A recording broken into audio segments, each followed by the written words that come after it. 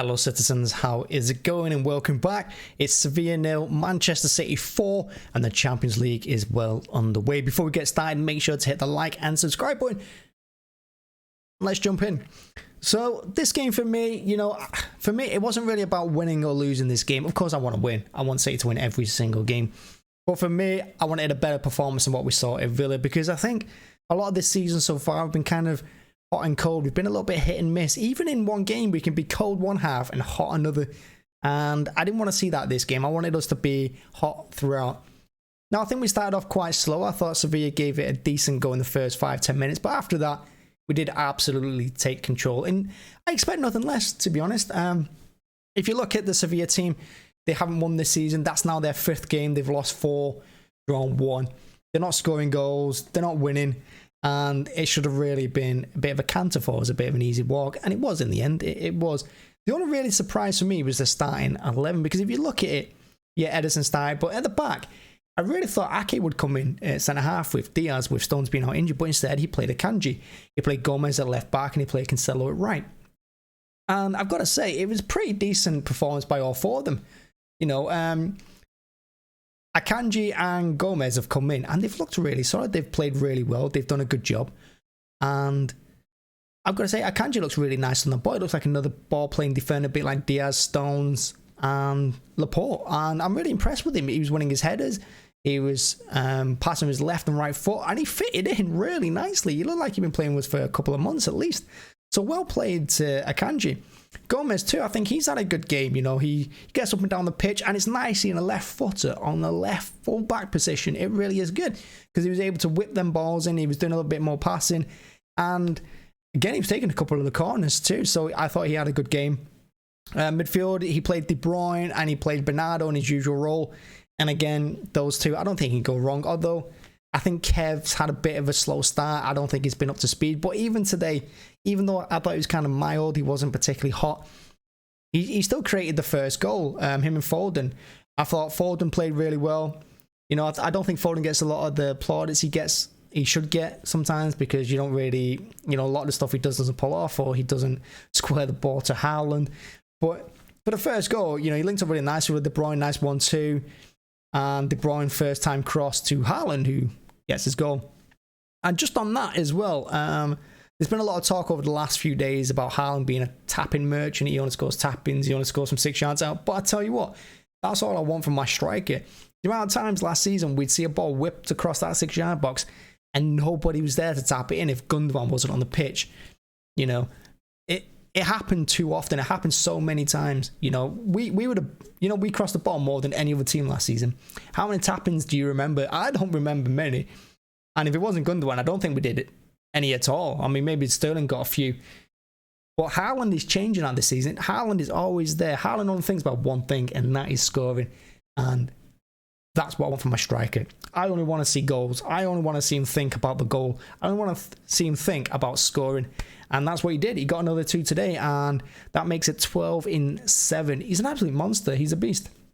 And if you look at his second goal as well, him and Foden, Foden could have gave it back to him. He didn't in the end.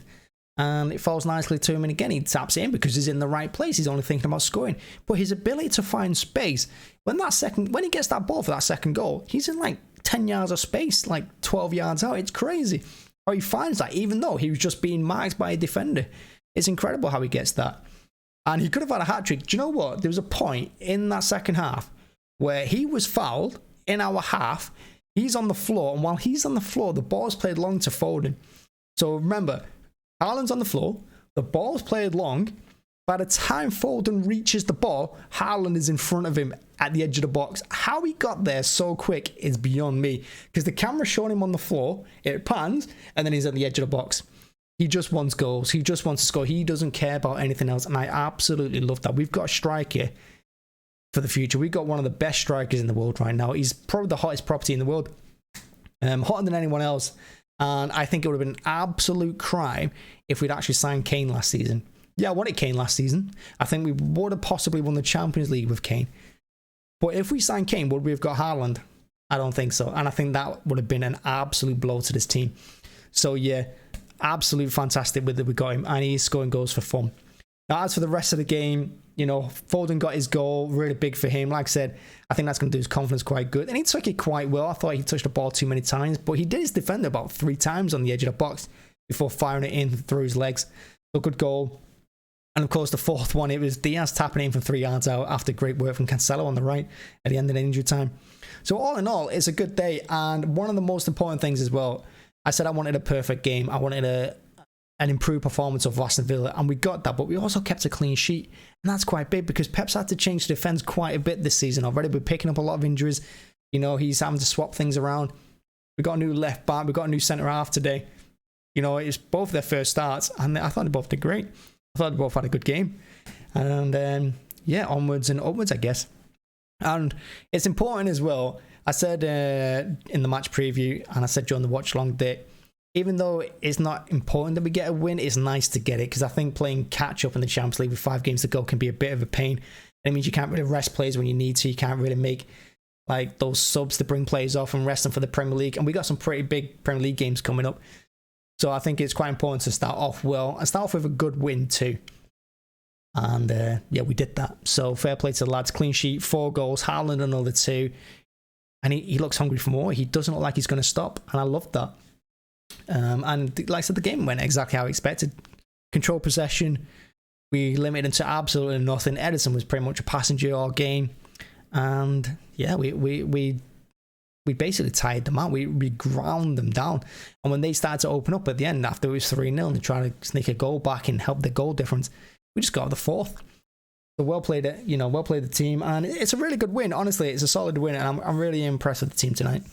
Because Sevilla away, Champions League, it could be a bit tricky, but we made it look quite simple in the end. And that's my match reaction for Sevilla 0, Man City 4. I hope you enjoyed. Hope you do like it. If you do like it, make sure to hit the like button, hit subscribe, like I said. From now on, I think I'm going to do the match reactions live, particularly after a watch along. So look out for them going forward. We have hit 900 subscribers, so thank you for that. It's been a great 12 months. And yeah, couldn't have done it without you, so thank you very much. And yeah, we got more plans ahead of us. And as always, thanks for joining. Thanks for watching. Thanks for checking it out. Enjoy your evening. And keep an eye out for the match preview of the Tottenham game. I'm going to be going to it, so I'm doing a watch along for it. But yeah, keep an eye out for the match preview. And if you haven't already, join us on Twitter. We're trying our best to do more on there. Bye-bye.